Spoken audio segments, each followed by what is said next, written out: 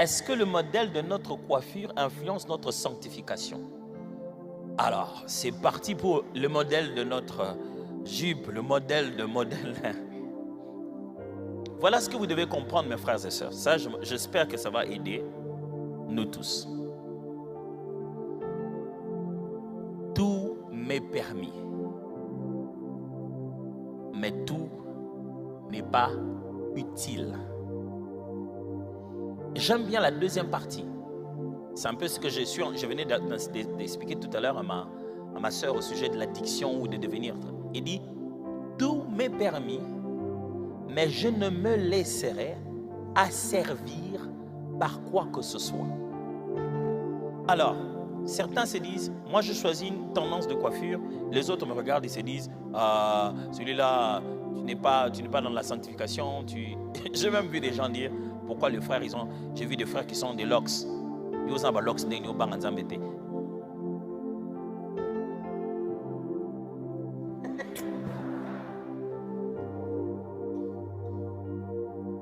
Mon cher, vous avez su que Gillette est à Bissot. Bissot, tu as la Gillette.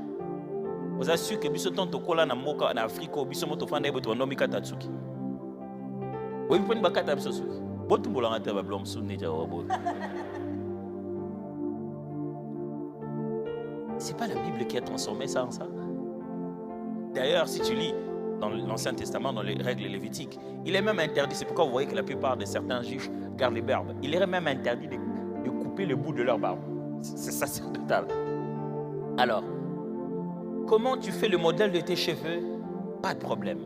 Mais la Bible donne des instructions. Paul commence à dire que les hommes lèvent les mains pures dans l'assemblée et que les femmes ne se mettent pas à faire des ornements extravagants.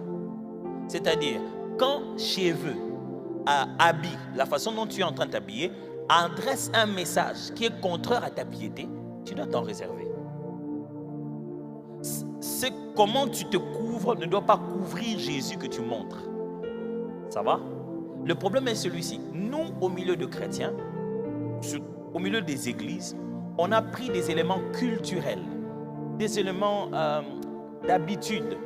On les a même, permettez-moi de le dire, quelquefois littéralement, je dois le dire, surtout en Afrique ici, on a même pris des éléments d'influence coloniale.